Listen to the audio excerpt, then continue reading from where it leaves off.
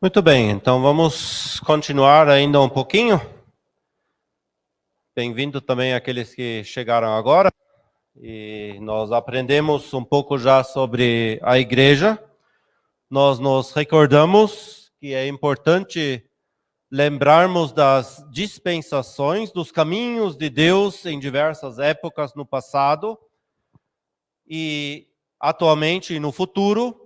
Épocas caracterizadas por uma coisa específica, por uma atuação específica de Deus, com responsabilidades diferentes do ser humano, e nós nos recordamos disso de maneira especial para nos darmos conta que o povo de Israel era uma nação escolhida, um povo escolhido aqui nesta terra, mas um povo terrestre e uma única nação. E Deus lidou com esse povo de uma forma especial e deu a lei para aquele povo, e eles eram responsáveis, como nação, de obedecer aquilo que Deus dizia, porque eles mesmos, na verdade, se colocaram debaixo dessa lei. Depois disso, essa época da lei termina em juízo, e o Senhor Jesus vem como aquele destinado por Deus para ser o sacrifício perfeito, que cumpre toda a lei e que, por meio do seu sacrifício, coloca a base de redenção, tanto retrospectivamente como olhando para frente, instituindo, então, um novo agir de Deus, não mais com base na lei, mas sim com base na graça de Deus. E essa hoje é a característica principal de nossa época.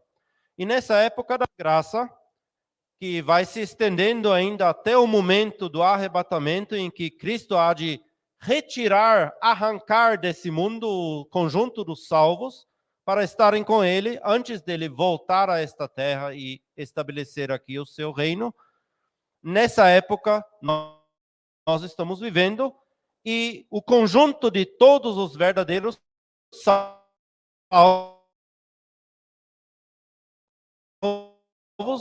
dessa época de hoje, Deus chama em sua palavra de igreja de Deus. Da época de Israel não é uma transformação simplesmente do povo de terrestre em um povo celestial, Israel chamado de, é algo Deus tratando com princípios diferentes e deixando Israel ser Israel. Israel ainda tem um futuro. Depois da época da igreja, Deus outra vez vai fazer a conexão com esse seu povo terrestre Israel, agindo com eles também com outros princípios do que no passado. Ele não vai dar uma nova lei para eles. Nós vemos até princípios e prescrições diferenciadas no livro de Ezequiel quanto aos sacrifícios e o templo do futuro, diferentes da época da lei, em parte. E assim Deus hoje trata de um povo novo, composto principalmente de gentios, mas também de pessoas provenientes dos judeus, que deixam, não segundo a sua etnia, mas segundo a sua religião, deixam de ser completamente judeus e se tornam algo novo, juntamente com os gentios, formando um povo novo, a igreja de Deus. Por isso, lembramos das dispensações. Essa igreja de Deus, ela é vista, então, na palavra de Deus, sob diversas figuras. Nós nos lembramos já do corpo de Cristo. Já falamos que ela também é vista sob o aspecto da casa de Deus, comparado à noiva de Cristo e a candeeiro, a um candeeiro, candeeiros. Já vimos essa figura do corpo de Cristo em seu aspecto universal, composto por todos os verdadeiros salvos, vivos em certo dado momento, por exemplo, agora, em todo o globo terrestre. Todos os salvos hoje perfazem a igreja de Deus na terra. E esse aspecto universal da igreja, que é algo invisível, até mesmo pela abrangência global desse conceito. Deus quer ser visto manifestado localmente por cristãos salvos, por exemplo, que moram aqui em Diadema, ou em qualquer outra cidade, qualquer outro lugar desse mundo. E aí esse aspecto universal, ele é espelhado, praticado na localidade. E também ali, a esse corpo de Cristo, pertencem, então, todos os verdadeiros salvos dessa localidade, embora nem todos, infelizmente, hoje em dia, diferente da época de Atos dos Apóstolos, um coração e uma alma, seguindo o apóstolo Senhor Jesus, reconhecendo Ele como cabeça no céu. Hoje, infelizmente, isso não é mais visível na localidade.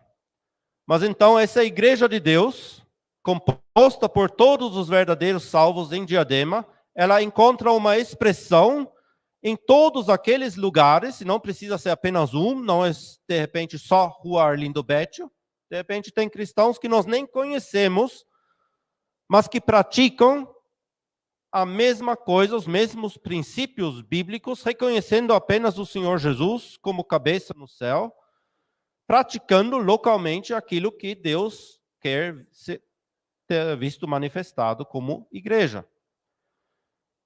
E se de repente conhecermos outros irmãos nessa localidade, que também se unem assim, aí sim, ambas as partes teriam a obrigação de se examinar mutuamente, sim, os princípios são os mesmos, e se chegam a essa conclusão, andar juntos. Se os princípios não são os mesmos, mesmo minimamente em alguns detalhes importantes, que não são colocar mesa ali, cadeira ali, mas sim princípios bíblicos, que nós vamos ver em outras palestras futuras, aí não tem como andar juntos. Mas se os princípios bíblicos são manifestados, a obrigação é andar juntos. Muito bem. Agora vamos nos ocupar com essas outras três figuras ainda, a casa de Deus, a noiva de Cristo e o candeeiro. Deus se utiliza dessas diversas figuras para nos mostrar alguns detalhes a respeito da igreja de Deus, sublinhando, enfatizando alguns aspectos. No corpo de Cristo, já vimos que Cristo, unido aos membros, uma unidade íntima, ele cabeça no céu, que é o único que dá direções, e ele dá direções idênticas. Nos recordamos também que uma autonomia local nesse sentido, uma independência local não pode existir. Por quê?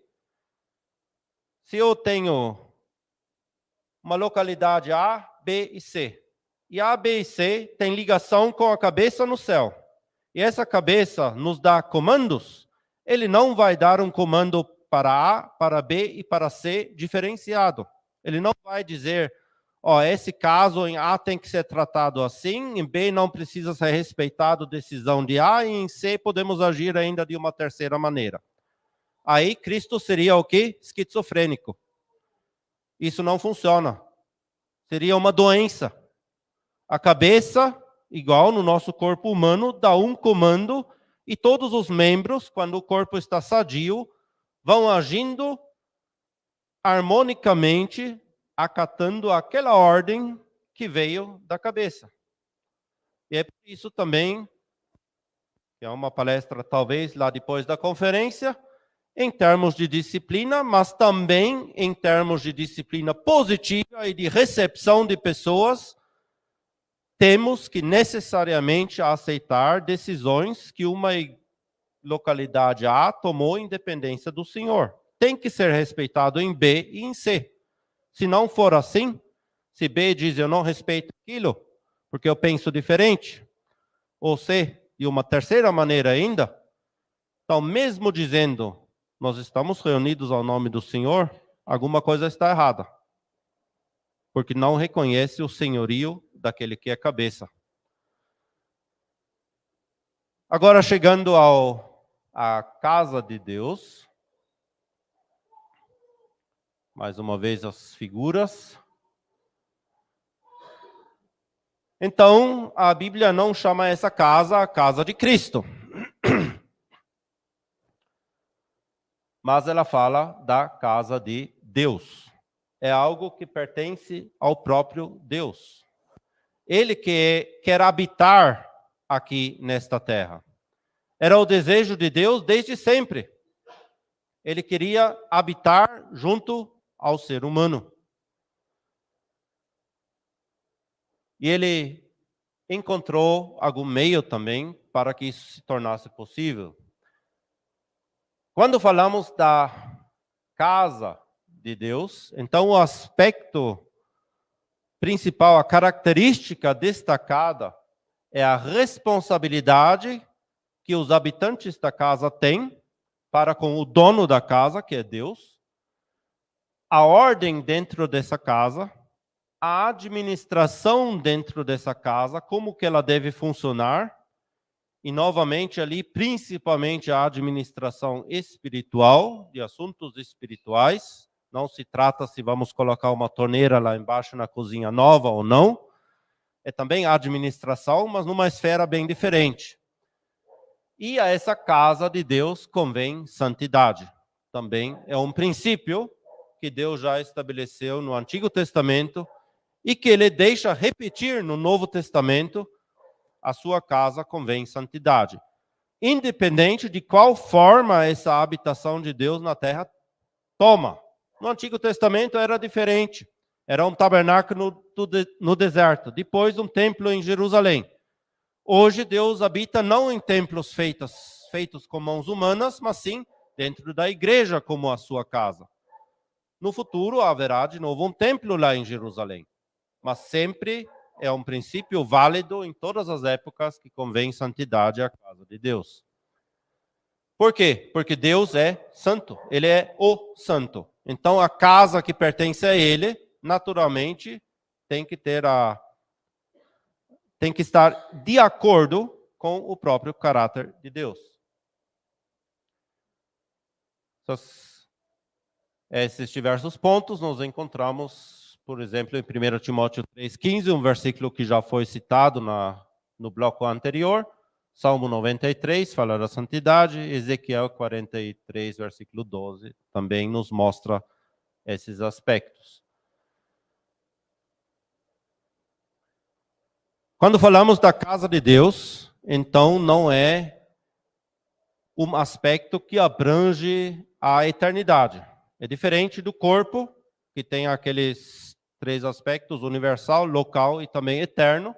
Quando falamos da casa de Deus, se trata da habitação de Deus em espírito nesta terra. É a igreja vista agora na terra. 1 Timóteo 3,15 nos fala do comportamento dentro da casa de Deus, para que saibais como andar na casa de Deus, aqui e agora. É algo para a nossa vida prática, como irmãos e irmãs em conjunto. E uma das características da casa de Deus é oração. Dependência de Deus. Ele é o dono da casa, portanto, a sua casa, que somos nós, depende dele.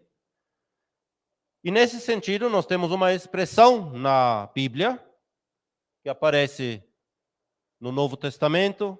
O Senhor Jesus aplica essa expressão, por exemplo, ao templo lá em Jerusalém, que não é em época cristã ainda. Chama esse templo de casa de oração. E acusa até mesmo aquelas pessoas, dizendo: a casa de meu pai deveria ser uma casa de oração, vocês fizeram outra coisa daquilo. E esse termo simplesmente significa que essa casa de Deus é caracterizada por dependência do dono da casa, dependência de Deus. E dependência de Deus se expressa por meio de oração. Por isso, a casa de Deus é uma casa de oração. Então, não é um título que a gente coloca em alguma placa, casa de oração, para se destacar de outros grupos cristãos, de repente. Ou, em alguns lugares, até faz um título muito maior ainda. Igreja cristã, evangélica, não sei o quê. Não.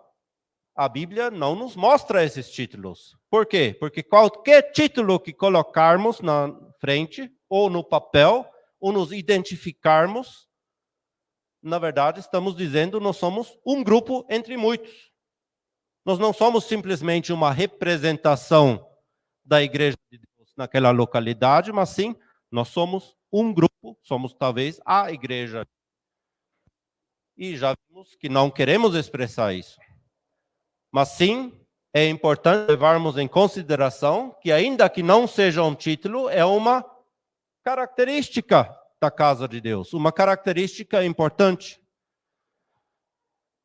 E ainda não estamos tratando das diversas formas de reuniões bíblicas, mas aqui já dá para ver que a reunião de oração, às vezes muito pouco visitada, como infelizmente na última quinta-feira, por exemplo, é uma reunião muito importante. É uma das principais características da casa de Deus, que existe dependência de Deus expressa por oração. É a maneira como o ser humano expressa o seu depender de Deus. Pelos diversos tipos de oração também. Talvez podemos abrir essa passagem mencionada ali, rapidinho. 1 Timóteo, capítulo 2. São versículos que todos conhecemos bem. E é justamente na epístola onde Paulo diz que ele fez isso para que Timóteo soubesse como se portar na igreja de Deus, na casa de Deus.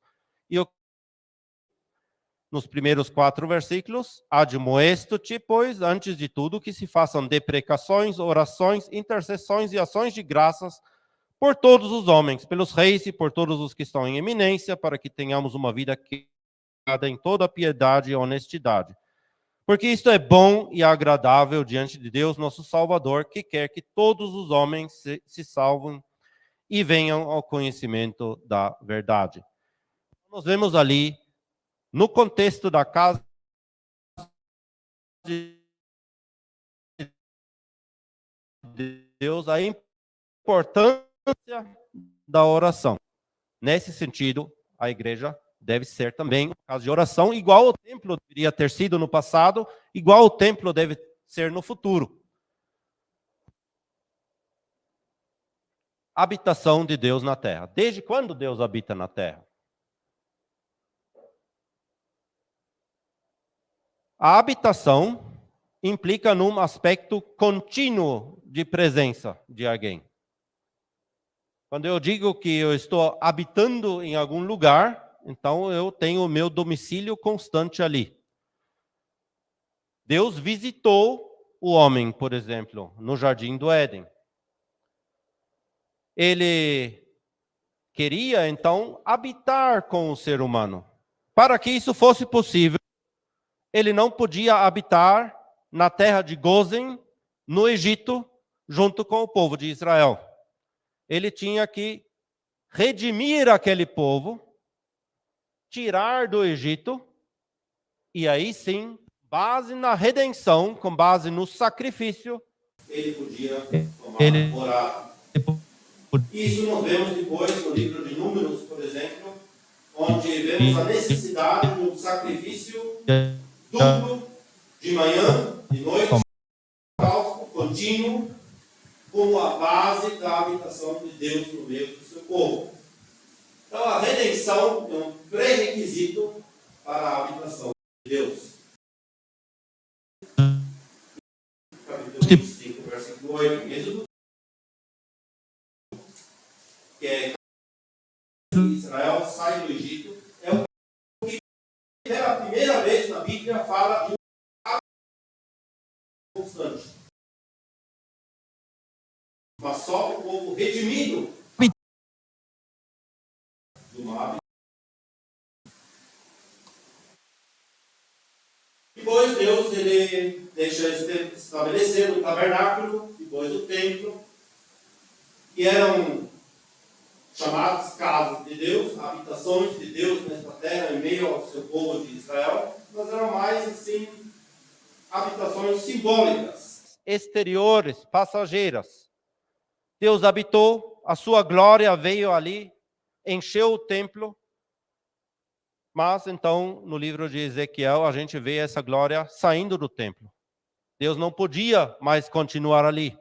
Quando o povo volta do cativeiro babilônico, reconstrói o templo, tem o altar de novo nas suas bases, no mesmo lugar. Uma indicação também que os princípios de Deus não mudam, que é Ele que determina onde que é a sua casa. Não é nós que fazemos as regras para isso. Deus, ele determinou no passado um lugar geográfico. Deuteronômio capítulo 12, basta ler e vocês vão ver como é importante aquele um lugar para Deus. E quando esse povo volta, nem sequer o altar pode ser construído em outro lugar. Tem que ser naquela base onde ele estava. E no futuro vai ser no mesmo lugar que Deus escolheu. E também na época de hoje, Deus escolhe os princípios onde está a sua casa. Não mais uma casa física, geográfica, não depende mais de um lugar Jerusalém, nem de um certo monte, nem de um certo lugar. Seria até difícil de fazer, porque tem outras construções ali. Mas o princípio válido é o mesmo. Deus determina onde está a sua casa. E a sua casa está ali onde os seus princípios para essa casa são respeitados.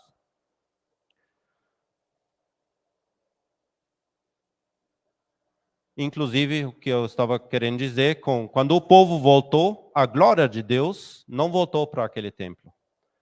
Mas nós aprendemos na conferência lá na Bélgica também, de repente em algum momento temos oportunidade de revermos esse tema juntos também, no livro de Ageu. Deus fala sempre esta casa. Se refere a 3 ou 4 fases diferentes da habitação de Deus em meio do povo de Israel, sempre com uma expressão, esta casa.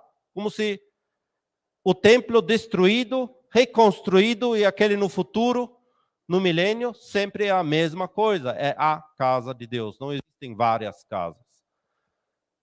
Depois, Deus habita por meio da própria pessoa do Senhor Jesus nesta terra.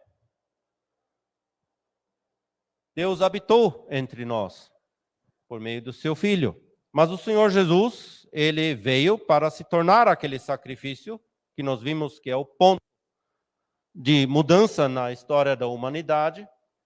E ele ascende ao céu para então uma nova casa de Deus poder ser formada nesta terra, a igreja de Deus. Em 1 Coríntios, capítulo 3, aquela epístola que fala muito a respeito da igreja, por alguns até chamado de Magna Carta da igreja. 1 Coríntios 3, versículo 16. Ali o Espírito Santo está falando por meio de Paulo, não sabeis vós, o conjunto dos coríntios, dos salvos ali, não sabeis vós, que sois o templo de Deus e que o Espírito de Deus habita em vós? Então o Espírito de Deus hoje habita em cada um de nós e por meio do Espírito está presente na casa de Deus. O conjunto dos salvos é templo de Deus. 1 Coríntios 6, versículo 19, nos mostra o lado individual, que também cada crente individualmente é templo do Espírito Santo.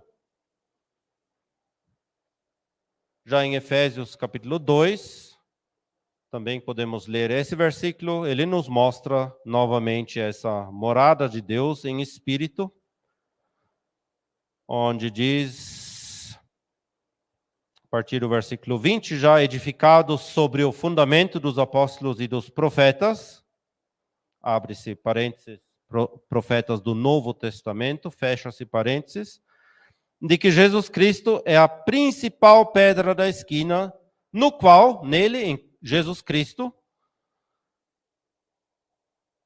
no qual todo o edifício, bem ajustado, cresce para templo santo no Senhor, no qual também vós, juntamente, sois edificados para morada de Deus em espírito. Então Deus hoje, ele toma morada, a sua habitação está em meio dos salvos, visto só essa figura da casa de Deus. E com essa passagem, essa última passagem, entendemos também por que Deus não chama essa casa de Cristo. Porque Cristo é pedra principal da esquina dessa casa, ele faz parte da casa, ele faz parte da construção. Claro que, ao mesmo tempo, ele também é Deus e, portanto, dono da casa. Ele é filho sobre a sua casa, ele é o Senhor ali também. Ele que dirige, ele que dá a direção, por isso ele é pedra principal da esquina. Mas também, como casa de Deus, a ligação é íntima. Todas essas outras pedras, essas pedras vivas, têm o seu direcionamento em todas as dimensões, baseados naquela pedra de esquina com quem tem ligação, formando juntamente com ele a casa de Deus, essa morada de Deus em espírito. Portanto, não mais uma morada física, como vimos lá no início em algum slide. A composição. Eu escolhi uma imagem ali que mostram plantas, mas essas plantas têm um nome, chama pedra viva. Por quê? Porque essas plantas, elas são plantas que aparentam ser pedras, mas com as condições certas florescem. Muito bem, nós somos pedras vivas, não somos pedras mortas. E com as condições certas, também a pedra viva, o cristão, floresce. Ele dá fruto para Deus. Pedras vivas. Essa expressão nós encontramos em 1 Pedro, capítulo 2, mas podemos ver também esse trecho de Atos, capítulo 17, no versículo 24. Atos 17, 24. O Deus que fez o mundo e tudo o que nele há, sendo o Senhor do céu e da terra, não habita em templos feitos por mãos de homens. Portanto, mais uma vez, sublinhando, o edifício não é mais físico. O edifício não é de pedras mortas. Assim como Cristo não é uma pedra morta. Agora eu vou falar uma coisa que só o irmão ali vai entender.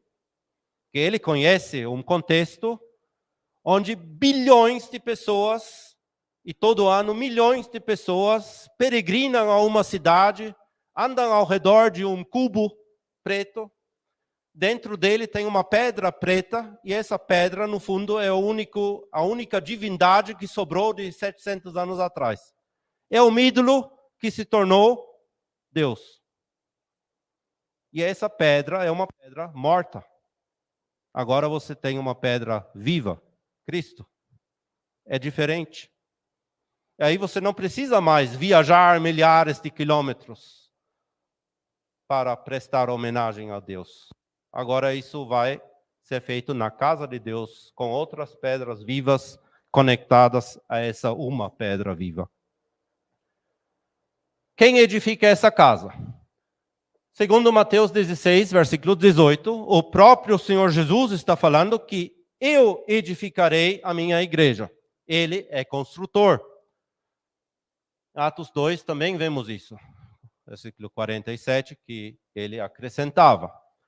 Segundo Efésios 2, 19 e 22, somos o templo, e ali uma expressão especial é utilizada na língua grega. Os escritores do Novo Testamento se utilizam de duas expressões para descrever a palavra templo. Uma descreve a parte interior do templo lá do Antigo Testamento, o lugar mais próximo de Deus, onde estava também a Arca da Aliança, onde Deus tomou morada em cima daquela tampa, em cima do propiciatório, onde ele deixava morar a sua glória. E a Bíblia afirma que ele habitava, a glória de Deus habitava ali. E nós somos esse templo, essa parte interior, esse santuário interior que tem a ligação direta com Cristo e com Deus. O lugar mais próximo de Deus. É uma figura lá do Antigo Testamento que nos mostra hoje como nós temos proximidade com Deus. Não tem nada que separa ali. O apóstolo não utiliza aquela expressão que descreve a parte anterior, junto com o pátio, separado pelo véu da parte interior do templo, do Santo dos Santos. Não, nós somos templo de Deus, nós somos o Santo dos Santos, onde habita o próprio Deus. Uma ligação direta. Um lugar onde nenhum israelita poderia chegar. Mas você e eu estamos ali inseridos como pedras vivas. Nós temos essa posição próxima de Deus. Tudo isso por meio do Senhor Jesus. E nesse sentido, sob a construção, sob o construtor Cristo, esse edifício, essa casa, sempre é considerada uma casa acabada, pronta e completa na terra. Nesse aspecto, olhando do ponto de vista de Deus, não falta telhado, não falta nenhuma pedra, a casa sempre está completa.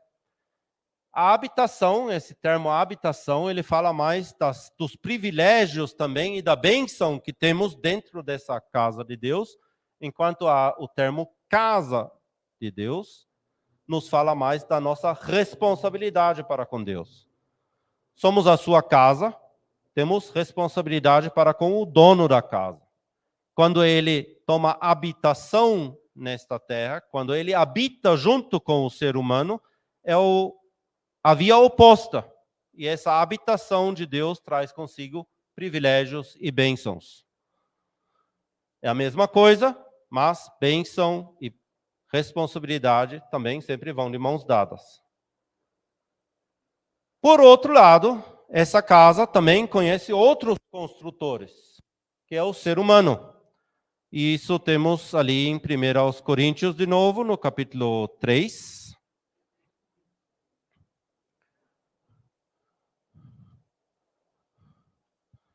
Primeira Coríntios 3, versículos 9 a 13, não vamos ler todos esses versículos, mas ali nós vemos que no versículo 9 somos cooperadores de Deus, edifício de Deus, e Paulo está falando que ele colocou como sábio arquiteto o fundamento, que outros edificam sobre esse fundamento, que o fundamento é Cristo, versículo 11, e que sob esse fundamento agora, sob a responsabilidade do ser humano, olhando do lado do ser humano, da construção, está sendo construído com os mais diversos materiais. Esses materiais podem ser, segundo o versículo 12, ouro, prata, pedras preciosas ou madeira, feno, palha. 2 grupos de materiais. Um grupo contendo materiais nobres que resistem ao fogo e um grupo com materiais não tão nobres que não resistem ao fogo. E nesse sentido da construção do ser humano, olhando por esse aspecto, essa casa apresenta falhas e também materiais inferiores. Temos que sempre separar o ponto de vista, lembrando que do ponto de vista de Deus, sempre completo, perfeito. Ele vê a perfeição dessa casa. Mas nós, olhando para essa construção, estamos todos nós construindo. Deveríamos estar construindo. E podemos construir com materiais que não resistem ao fogo, que não resistem à avaliação judicial de Deus, que vão queimando. E vejam que não é o construtor que queima, mas sim o material que ele usa. E isso, esse trecho também mostra bem claro. A pessoa mesma, quando é um salvo mesmo, não vai se perder, não vai queimar, não vai ser queimado no fogo, mas sim o material que ele usou. E aqui temos esse aspecto mais da responsabilidade, então. Somos responsáveis por usarmos materiais que resistem ao fogo, que resistem à avaliação judicial de Deus, que recebem a sua aprovação quando ele olha para essa obra. E o que pode receber a aprovação de Deus na construção de sua casa? Apenas aquilo que está sendo feito de acordo com os seus pensamentos, com os seus princípios. Materiais que utilizamos da própria Bíblia. Pensando em um aspecto, pregação do Evangelho. A irmã Nadir, na pausa, ela falou assim: quando eu vou de metrô, ninguém vê o meu coração. Então eu tenho a obrigação de mostrar por minha aparência que a pessoa sabe eu sou uma cristã, eu sou uma pessoa salva. Isso pode ser material nobre. Mas eu posso também usar feno, madeira, palha, que ninguém vê. Mas ainda mais quando pregamos o evangelho, por exemplo. Ficando no âmbito do evangelho. Podemos trazer um evangelho claro, puro, segundo a palavra de Deus, que fala da perdição do ser humano, do destino do ser humano, que é o inferno, lago de fogo, condenação eterna, faz parte do evangelho, que fala de Cristo que resolveu esse problema, da fé que precisamos nele, e que isso é suficiente, completamente suficiente para termos a salvação. Agora, se vermos um evangelho que fala também de prosperidade, etc., você precisa ainda fazer isso e dar aquilo, e daí vai aumentando essa salvação, vai de repente mantendo ela. São materiais que não resistem ao fogo. São materiais como feno, madeira, palha. E assim todos os outros âmbitos também que dizem respeito à casa de Deus. Porque o salvo, uma vez salvo, ele precisa crescer.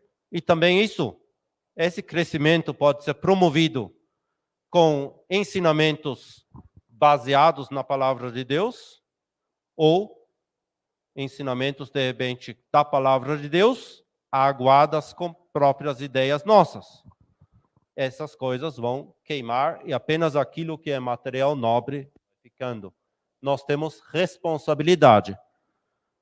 Mas o que nos conforta é que lá na frente essa casa vai ser sempre assim como Deus a quer. Está do lado dele uma habitação onde ele dá privilégios e bênçãos, uma casa completa. Além da casa de Deus, temos ainda a noiva de Cristo. A noiva de Cristo encontramos em Efésios 5, em 2 Coríntios 11, e também em Apocalipse 19, versículo 11 a seguir, as bodas do Cordeiro. E quando falarmos da noiva, então são destacados diversas outras características que não foram ainda contempladas na figura da casa, na figura do corpo. O amor que Cristo tem para com a sua igreja. Ele amou a igreja e se deu a si mesmo por ela. Os afetos que ele tem, os cuidados que ele tem, que ele cuida de sua igreja, alimentando-a, purificando. Efésios capítulo 5. Também o lado oposto, o amor da noiva para com o noivo, para com Cristo.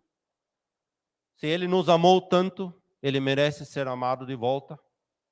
Se ele nos tirou de tantas coisas, ele merece também que nós, como conjunto, também tenhamos a pureza de uma noiva.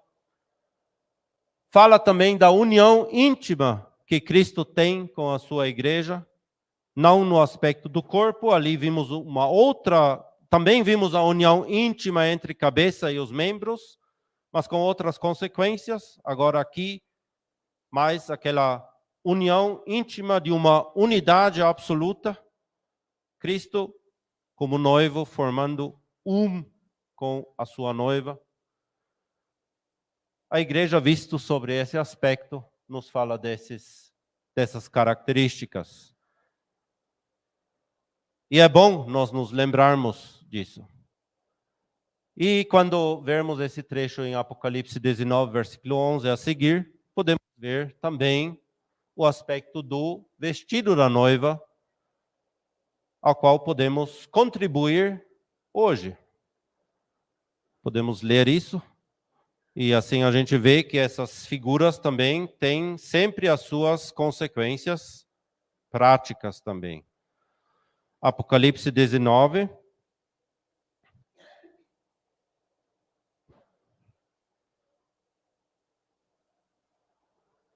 versículo 7 já.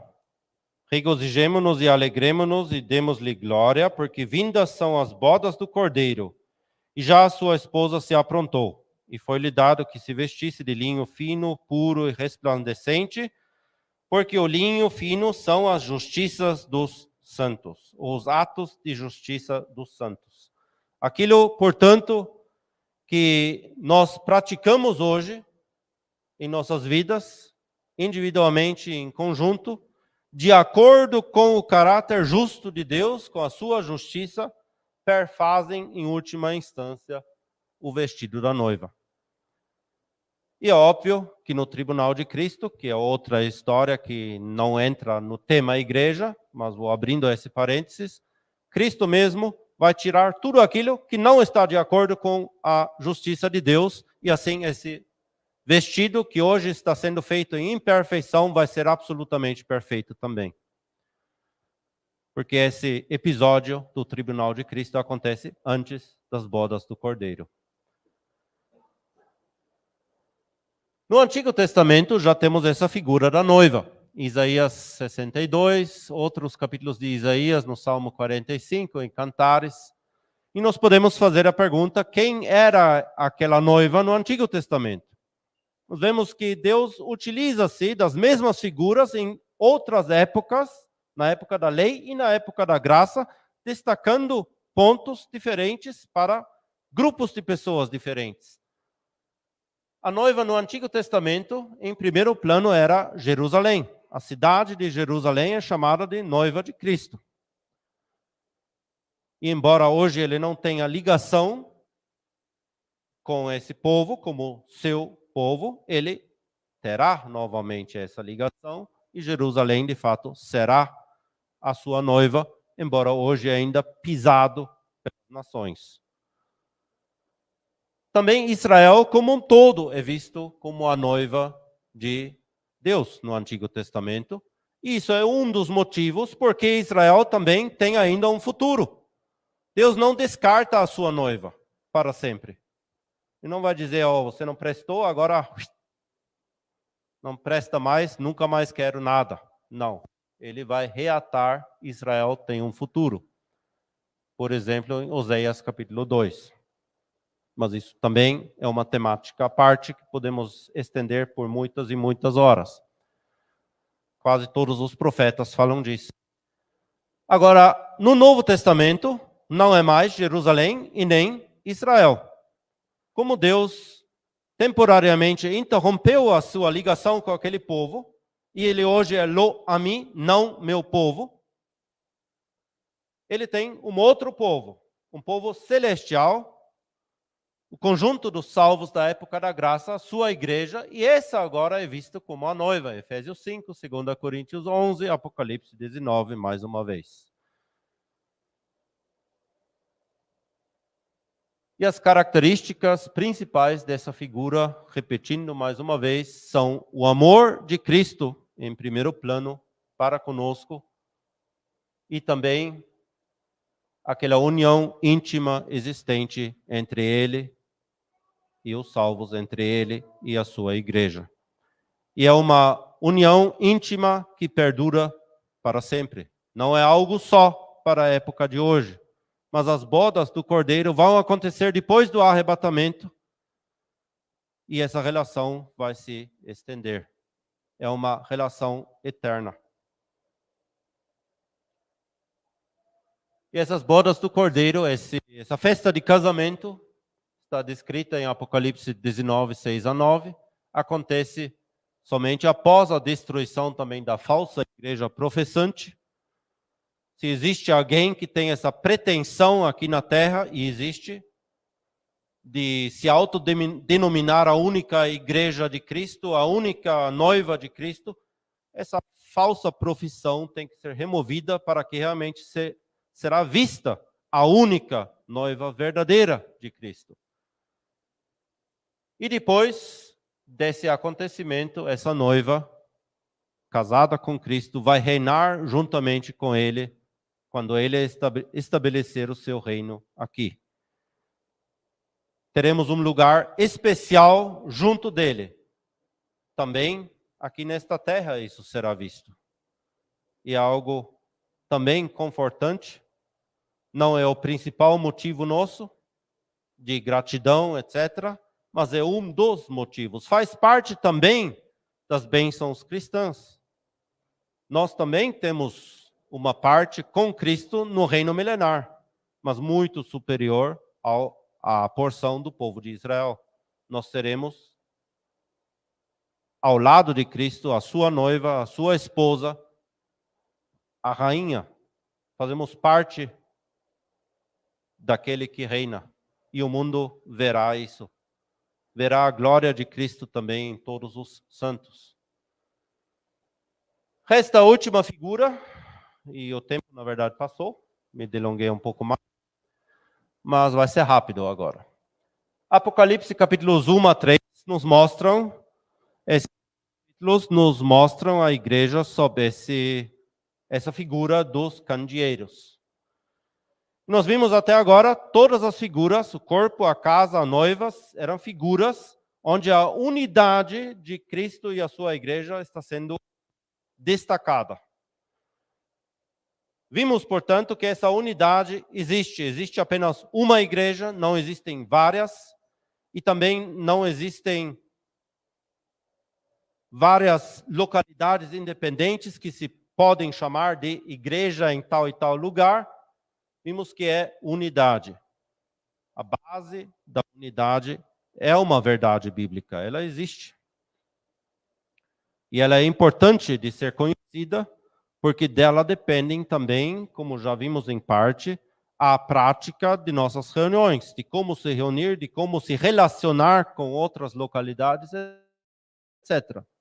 Agora, em Apocalipse 1 a 3, nós temos uma figura que salienta um outro aspecto. E esse aspecto não está em contradição com os demais já vistos.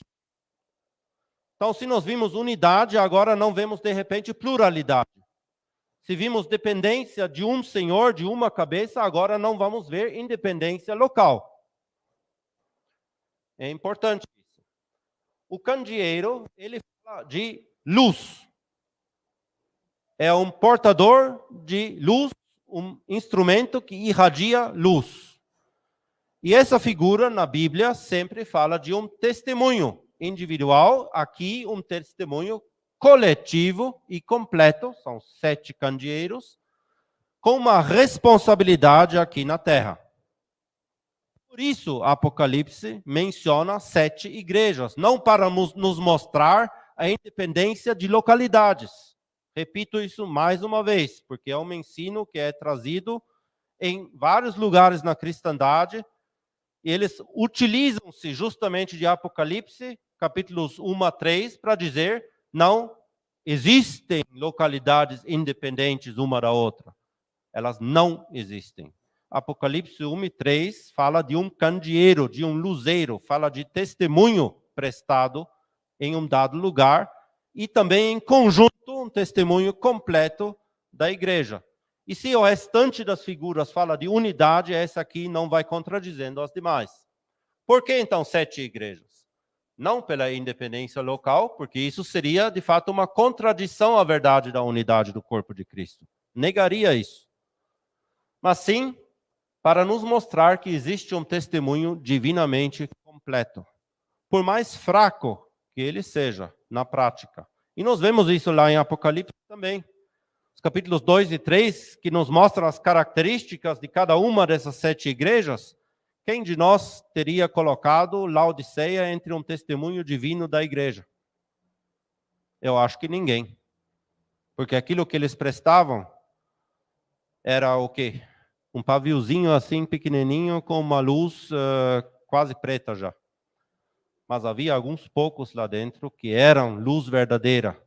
E Deus via aqueles. O testemunho é completo.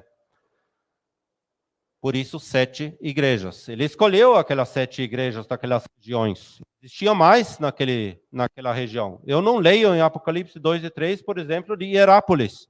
Era pertinho lá de Éfeso. Por que Paulo não menciona? Que Deus escolheu exatamente 7 localidades com características específicas para dar, entre outras coisas, uma visão profética completa da história da igreja e também um testemunho completo em um dado momento de tempo na Terra, naquele momento. E hoje não é diferente. O conjunto das localidades, cada localidade deve ser um luzeiro, um candeeiro que testemunha daquela verdade divina a respeito da igreja em seu lugar, e o conjunto forma um testemunho completo nesta terra. Já no Antigo Testamento também tínhamos essa figura. Uma vez no tabernáculo, um único candeeiro, nos mostrando que o testemunho da parte de Deus sempre é um testemunho completo e perfeito. Para Deus basta um.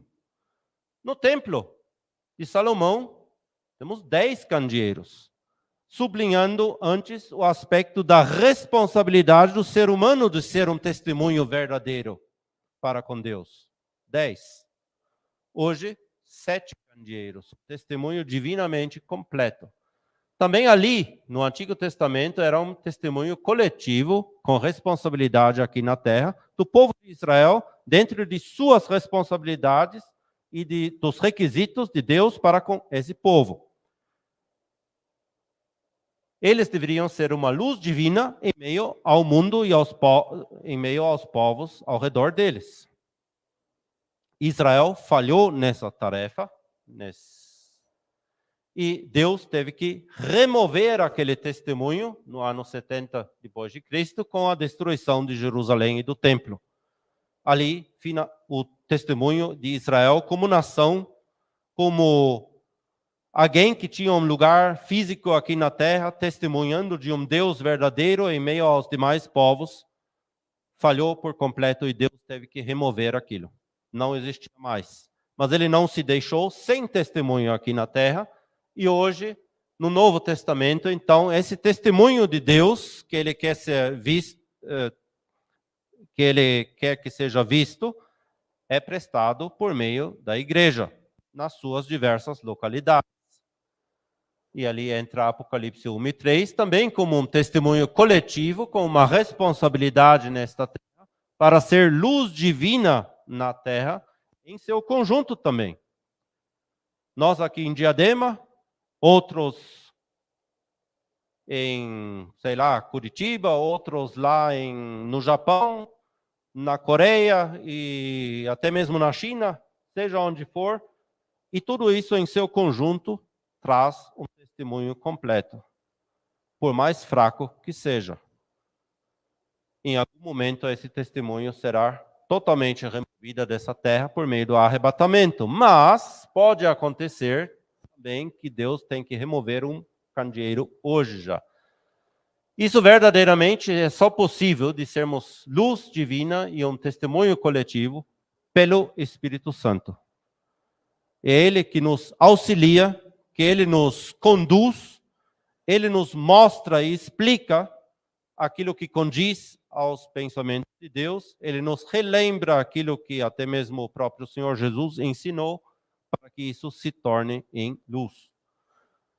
E disso fala o candeeiro em figura também, que não era um portador de vela, não era um velador, mas sim um luzeiro com um recipiente onde tinha azeite, uma figura do Espírito Santo.